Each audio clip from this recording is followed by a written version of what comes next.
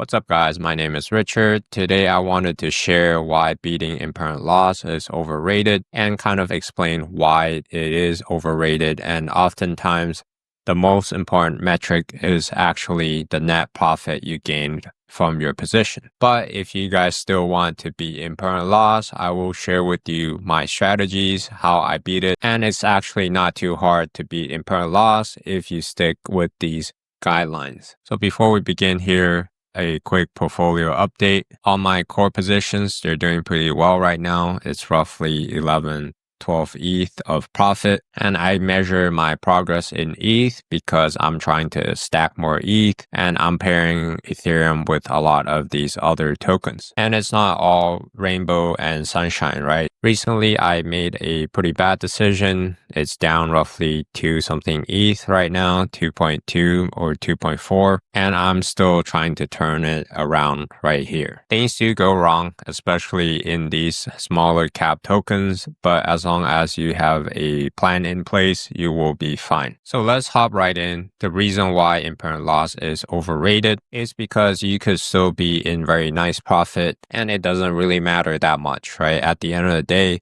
if you're in very nice profit, but you underperform holding, it just means that you miss out on a little bit of gains by providing liquidity, and that's totally fine with me. For example, I entered this bonk and ETH pool here.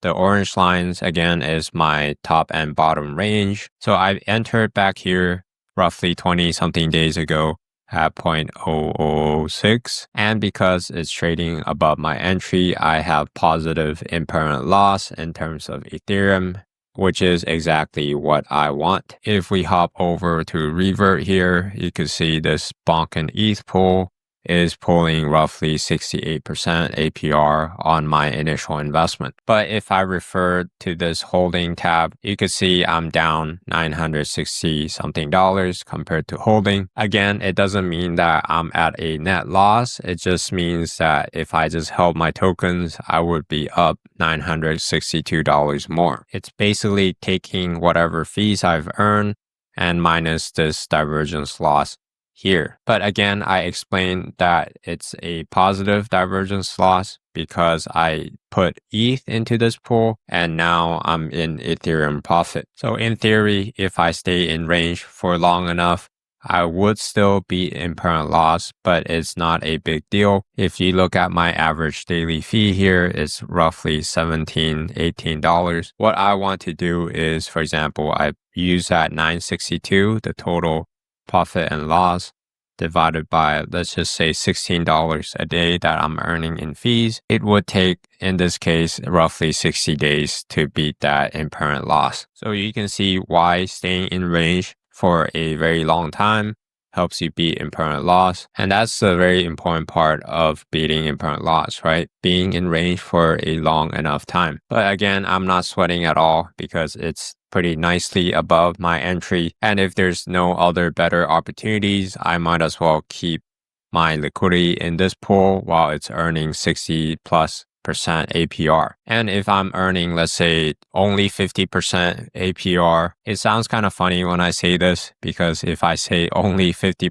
APR, in reality, it's actually really great, right? Compared to a lot of staking or traditional investment, 50% APR is just simply amazing. So theoretically, 50% APR is 100% if you stay in range for 2 years. 100% and impermanent loss, even if I put it in this impermanent loss calculator here, in a very extreme example where price diverges a ton from my original entry, you can see impermanent loss will never be greater than 100%, right? So on a longer time horizon, if I stay in range and keep earning these fees, then I will be impermanent loss eventually. And that's how I like to think about impermanent loss. And you can see here, this ETH and SOL pool is in very nice profit, 13% ROI on my investment for the last 60 days on a blue chip pool with very wide ranges. And it's earning 22% APR, which is much higher than just staking my Ethereum. But you can see, again, it's not beating impermanent loss right now. And if I stay in range for a long enough time, it would be impermanent loss. So we run the same math here. If I really care about impermanent loss, I'm going to take 671, the total P&L, divided by my average fee, roughly $18, $19 a day. Let's just use 18 divided by 18. That's 37 days before I beat impermanent loss. And impermanent loss fluctuates all the time, right? For example, this is my entry. When price is above my entry, there's a lot of impermanent loss, or if it dips below, right? Either direction, there will be impermanent loss. But if it retraces here back to my entry, if it's exactly at my entry, then there would be zero impermanent loss. But again, if my goal is to get Ethereum profit and the pool, for example, exit the top side, I'm in very nice Ethereum profit. I'm not just going to rebalance and try to get back to a ton of profit compared to impermanent loss. I'm going to take my Ethereum profit and invest it somewhere else, right? And a great example of why you don't want to worry too much about impermanent loss and why it should be a secondary metric is because let's say you entered here back in November, you saw a lot of gains from the price diverging alone. You didn't take profit, right? And the price dipped all the way back down and below. Your divergence loss would be greatest here at November, right?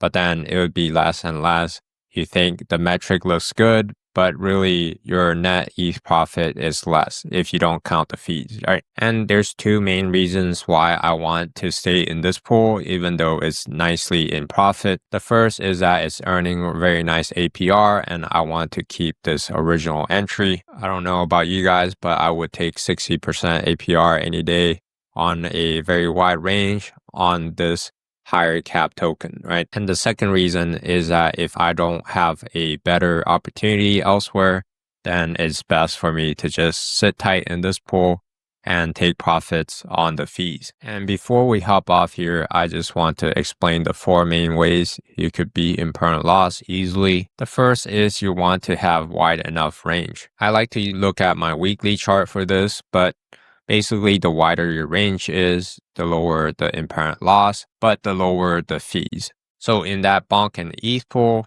obviously I could have squeezed the range, right? I could have had a tighter top range, but the risk is if it exits the top of my range, I'm no longer earning any fees and I would suffer more impermanent loss. And really 60% APR on a very wide range, that's really great. And you want to provide liquidity for solid assets. When you do that, it's going to be much easier to beat impermanent loss and also turn a net profit because the assets are not bleeding out against Ethereum or whichever quote asset you choose like Solana or BNB. And number three, you want to make sure it has decent APR. If I'm taking on more risk, for example, bonk and ETH, and if it's only pulling like 10% APR, then it's going to be much more difficult to beat impermanent loss if that's my goal compared to a 40 to 60% APR pull. And lastly, you want to stay in range for a very long time.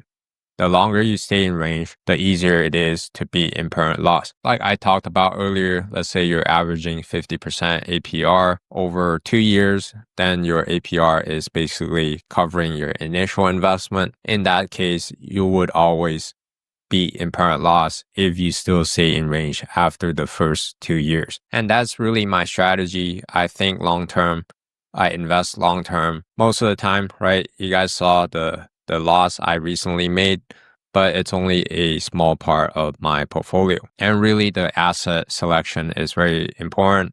Like the second one I just talked about, if the asset bleeds out against your core asset, let me pull up the chart. You can see this basis for every one token I'm providing liquidity for obviously bled out against Ethereum. So in that case, it would be very hard to beat impermanent loss and to turn a net profit. And right now I'm just seeing if it's going to recover like over the next few months. But you never know what's going to happen, right? Especially for these low cap tokens.